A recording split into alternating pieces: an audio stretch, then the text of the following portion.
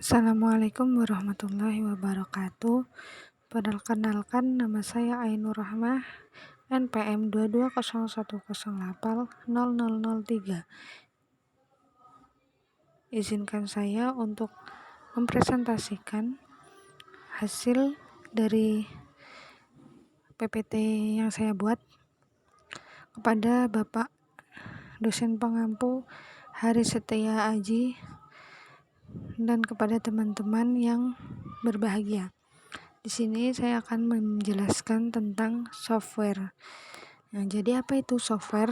Mari kita lihat slide selanjutnya. Jadi pengertian software itu adalah sekumpulan instruksi yang memberitahu komputer apa yang harus dilakukan. Sederhananya, software itu otak dari perangkat keras hardware komputer.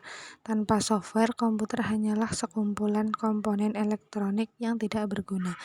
Jadi software itu perangkat lunak, biasa disebut perangkat lunak. Selanjutnya, ini ada software operasi. Yang pertama itu software operasi adalah perangkat lunak yang bertindak sebagai penghubung antara pengguna dan perangkat keras komputer.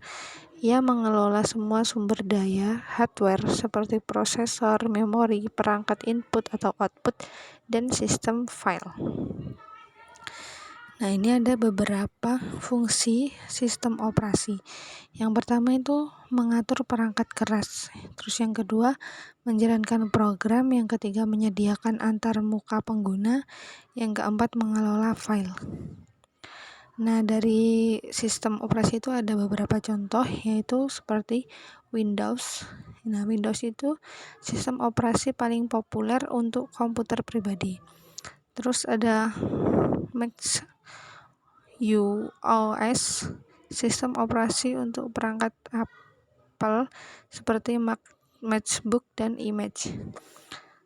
Nah, contoh selanjutnya itu ada Linux, sistem operasi open source yang sangat fleksibel dan digunakan berbagai platform dari server hingga smartphone. Yang selanjutnya itu contohnya Android. Nah, sistem Android itu berbasis Linux yang digunakan pada sebagian besar smartphone. Nah, yang terakhir ini ada iOS, sistem operasi untuk perangkat Apple seperti iPhone dan iPad. Nah, ini ada beberapa bagian software, yaitu software aplikasi. Apa sih software aplikasi itu? Yaitu program yang dirancang untuk melakukan tugas-tugas spesifik yang dibutuhkan pengguna. Nah, contohnya itu seperti aplikasi pengelola kata, spreadsheet, browser web, game, dan perangkat lunak desain grafis. Ini ada contoh software aplikasi, yaitu pengelolaan kata itu seperti Microsoft Word, Google Docs. Pokoknya dia yang mengatur dokumen.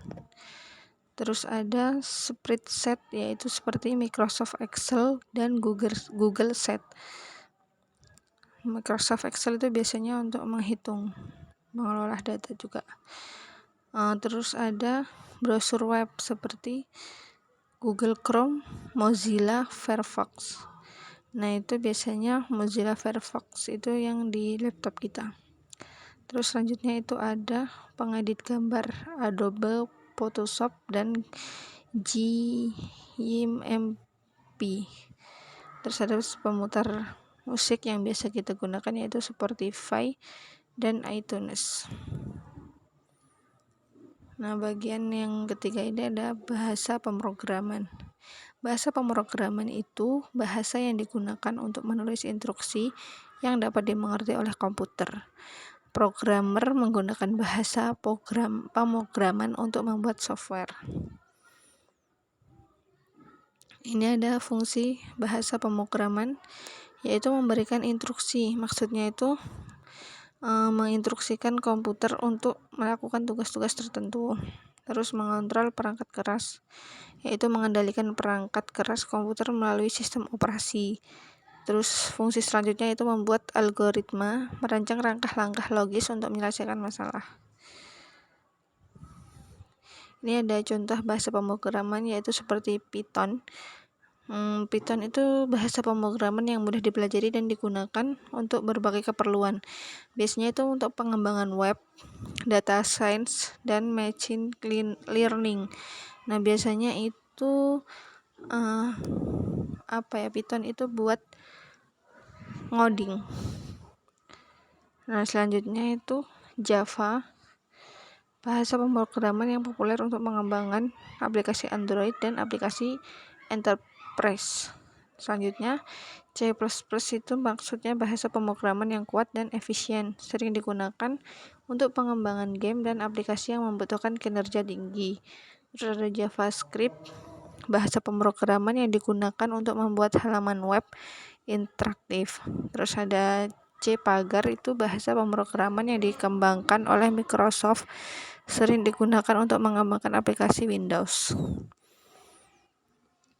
Nah, itu tadi tentang software dan contoh-contohnya.